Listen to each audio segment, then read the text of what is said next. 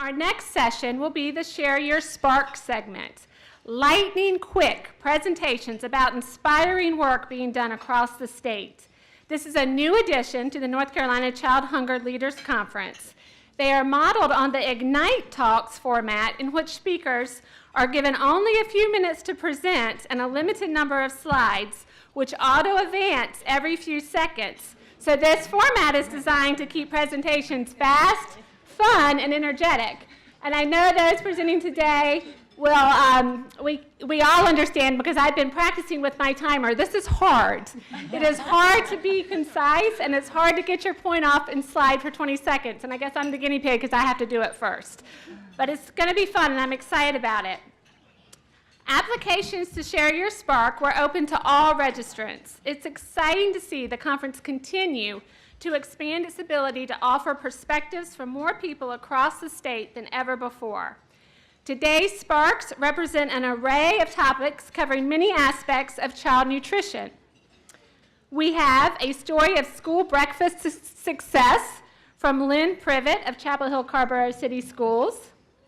Summer meals at the Post Center in Raleigh, presented by McCallum and Dana Orr. Durham's Innovative Nutrition Education, or DINE program, presented by Meghan Brown and Raina Bunnag. And some tips on spreading the word from Seth Stevens, Chief Communications Officer for Orange County Schools. But I'm thrilled to be the first, I guess, to go first.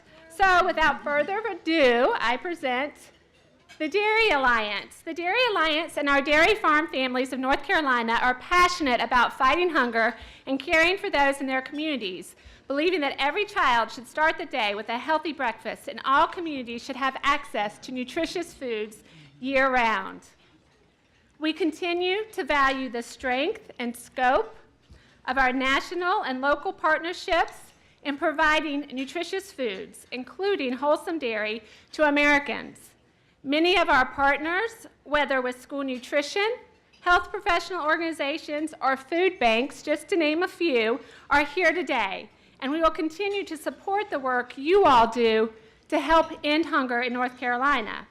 Through our valuable partnerships, in 2017, North Carolina dairy farmers helped promote, support, and increase awareness of summer meals by providing over $15,000 in equipment grants, promotional materials, and sponsorship of the state summer feeding kickoff. Last year, we helped 12 North Carolina schools launch alternative breakfast programs by providing just under $50,000 in Fuel Up to Play 60 grant funds. Fuel Up to Play 60 is an in-school physical activity nutrition program launched by National Dairy Council and NFL with collaboration from USDA. And we also support alternative breakfast programs through other grants. Last year, our dairy farmers provided over $20,000 in grants and materials to help promote and increase school breakfast participation as we strive to ensure our communities are properly nourished. But our work continues beyond school walls. Did you know that on average, people served by food banks receive the equivalent of less than 1 gallon of milk per person per year? Through a partnership with Feeding America, we continue the Great American Milk Drive and provide over 600,000 gallons of milk, helping serve over 1.5 million individuals and 7 food banks across the state. And for the first time in 2017, the Dairy Alliance provided equipment to help support delivery of nutrient-rich milk to participants of the Meals on Wheels program, continuing our dairy farmers' commitment to make sure all of our individuals in their communities have access to healthy foods. We enjoy working with all of you all and supporting all the work you are doing. The Dairy Alliance staff is here today in the back table. We have our cards with us and would love to connect with you and help you with the programs you're doing in your communities. Thank you.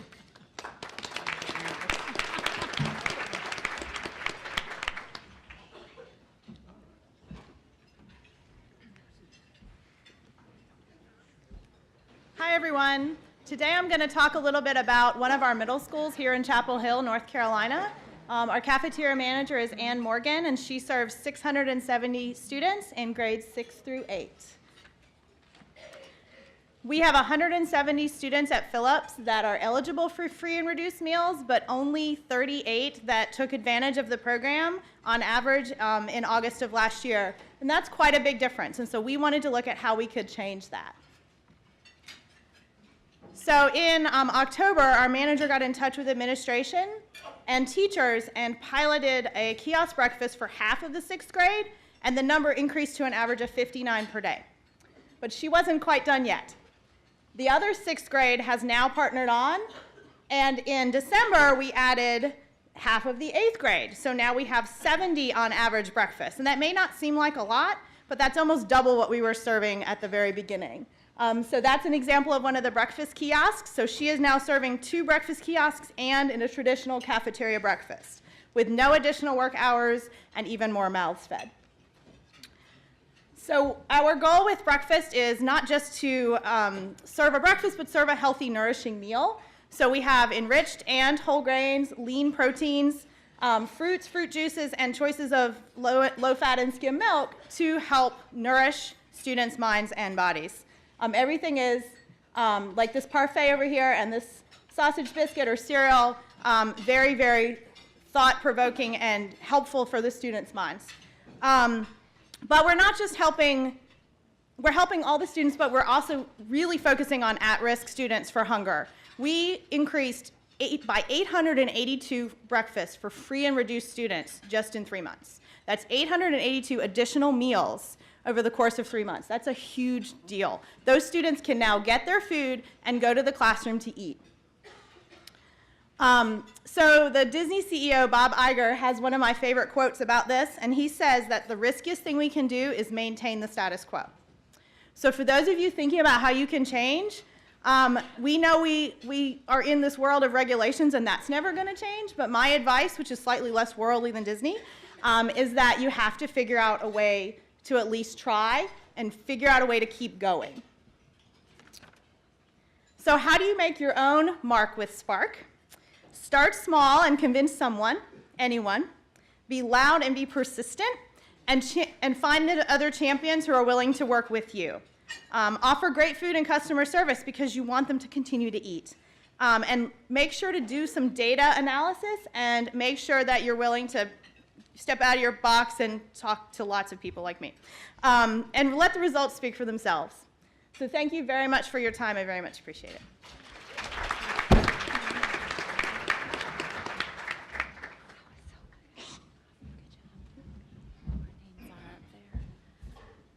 Okay, go.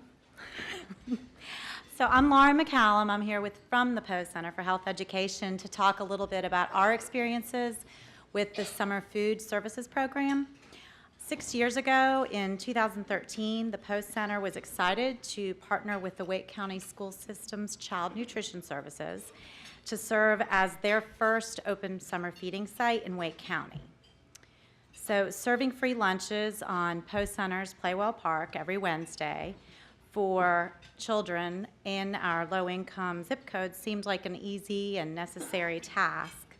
However, the first summer, our weekly attendance was consistently lower than we had anticipated. So we came to realize that lunches on their own were not going to be a big enough draw. We needed to market our summer food service as more of an event or experience rather than just free lunch. For the following 5 years, to increase interest and grow our numbers of lunch guests, Post Center has collaborated with a lot of other organizations to host our Wednesday summer feeding events with health and wellness themes. So the events did increase our numbers of participants dramatically. We've served up to 700 children in one summer, 1 day a week for 8 events. Also dedicating staff to monitor attendance, confirm with groups, allowed for less food waste. We provided enough, yet not too many lunches. Some of our special guests, activities, and partnerships have included Marbles Museum, Mr. and Mrs. Wolf from NC State, Muddy the Mud Cat, yoga, Zumba, Delta Dental, Safe Routes to School, and we also did some gardening with a tasting table from our own Poe and Grow garden. In the summer of 2016, Post Center sent outreach staff and interns to lead health education activities at other open sites in the county. This was an effort to increase success and attendance for the other open sites. Sending that same staff and interns each week to foster relationships with the site participants became our new goal. Last summer in 2017, Poe received a grant from the Carolina Hurricanes to fund 4 paid summer interns, and we designated and trained them specifically to provide health education activities for off-site open summer feeding sites. This effort allowed Poe opportunity to educate even more children, over 1,500 last summer, as well as enhance the success of Wake County's other open feeding sites. So that's a little bit of our history. Now Dana's going to tell us about our plans for the future. Thank you, Lauren. One of the sites that we partnered with last summer was Pine Acres Community Center in Fuquay-Varina, which is located in southern Wake County. This site happens to be a Meals on Wheels congregate feeding site as well. A few months ago, Beverly Parks from Wake County Summer Feeding Program, thank you, Beverly, reached out to us to share the concept of intergenerational meal sites. I came from a background of long-term care and working with the elderly, so it made a lot of sense to me to pursue this idea.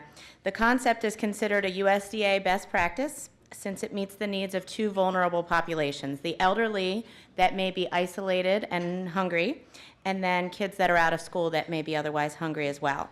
So we gathered a team who has been meeting monthly to plan the details of a kickoff and our weekly themes. We are reaching out to local organizations and community businesses, even the foster grandparent program. We're hoping to partner with them. We're excited to implement this pilot program this summer, starting the week of June 18th in 2018. We hope that this pilot of the first intergenerational program in Wake County will be a model for others to duplicate. There's already been some interest from others to see if they could duplicate this model as well. So wish us luck this summer when we implement the pilot of our first Wake County intergenerational summer feeding site. So thank you.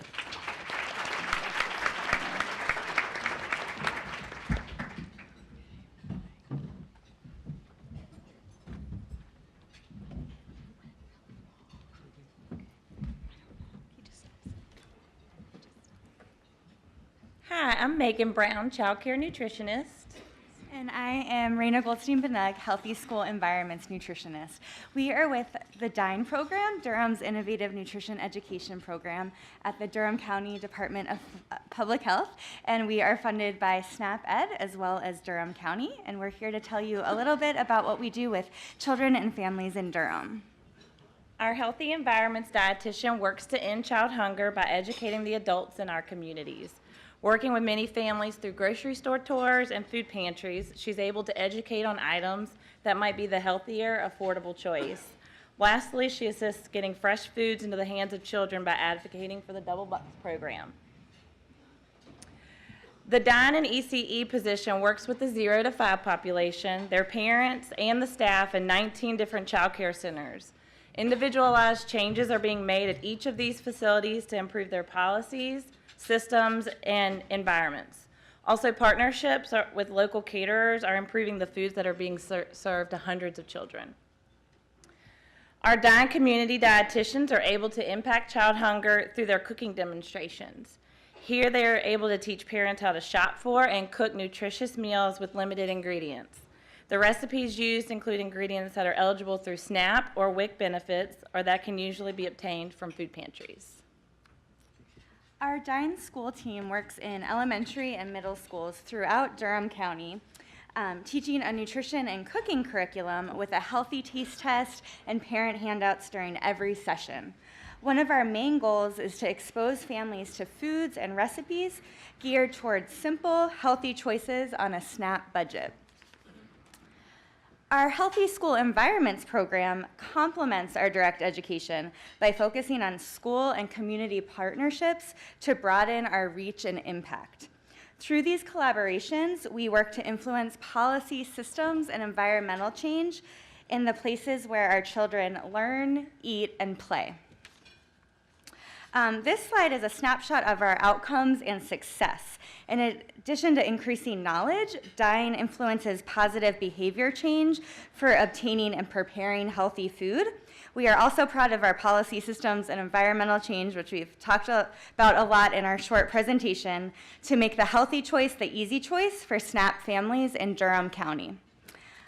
So I hope that you visit our website. It's dineforlife.org. There's recipe, curriculum, and spotlights. Meghan and I also love to talk about the DINE program, so we'd be happy to chat later today. So thank you all so much.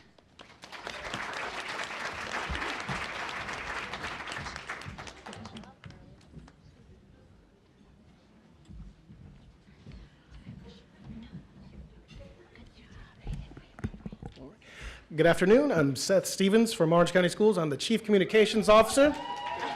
Thank you for my colleagues are the best. If there's one thing I want you to take away from the words I bring today, other than the fact that I speak very quickly, is that you need to market your child nutrition program. And if you are doing some marketing, you need to step it up. You need to keep going with it because there's so much noise out there when it comes to the information that folks receive. You're going to need to break through. You need to break through because you matter. You are one of the top 3 things that parents care about in your school system. Go to your webpage and look on the front page. There's a button, or there's at least a drop down, for school menus, for the child nutrition menus. Menus, calendars, and buses are what parents care about the most. So you're in the top 3. Ask your public information officer how many times that gets clicked on. Secondly, leverage partnerships. Partner with an outside agency or group to be able to expand your reach. Yes, you have good reach now, but you need to have a better reach. We partner with a particular grocery store in our town to help provide meals to kids on the winter and spring breaks when they otherwise wouldn't have those meals. Also, we do promotionals like with Kiwanis. We try and keep it a little light, keep it on social media, and have fun with it, and it works. Next, invite folks in. Just don't invite the parents in to come in for lunch at the kindergarten level or the first grade level. Invite in other agencies. Perhaps there might be some students at UNC that could help you do a Tri-Day Friday program. And I assure you, if you do one of those programs, the press will take note, and you will look like a superstar because you are one, because you're a champion for those kids and their nutrition. Also, now that you've decided to market, where are you going to market? Is it going to be on a piece of paper? Probably not. You're going to need to think about social media. You got to go digital. That's where most of your folks are. Your parents are digital people, and you have to change your thinking to meet them where they are. When you think about the social media aspect too, what are you going to put on social media? Are you going to be text dependent? And I would argue to you, get away from all the words that are on your menus. You can convey the same, if not better, message using pictures. You are a media outlet. You are just not a child nutrition program. No one needs to go to a newspaper and say, oh, what is being served at the school today? They should come to you, wherever you are, to find out that information. You're the authority about your program, and as such, you should be able to promote and pump that out there as if you're a media outlet. Most school systems are starting to change that way, and the departments within the school systems are going to have that change as well. And with pictures. That is just a simple picture of food, but it conveys so many different ideas. In fact, most of you are compelled by images much more than text. Most of you have been on Facebook in the past year or two, and you've stopped and looked at one of those tasty recipe videos. You didn't even listen to the sound, but you looked at it. That was great marketing. You've got to think like that as well. Those pictures were powerful. Most of you probably already knew how to make that food anyway, but you still looked at it. So content. Make it easy for your public information officer to help you promote things. I assure you that person's probably already overworked, but they do want to help you. So have some ideas ready for them, or maybe some content already that you can deliver, and they'll be able to help you promote your program. So if there's anything you ever want to contact me about, please feel free to contact me in Orange County Schools. I'll be more than happy to help you or talk with you, or even your PIO as well. Thank you.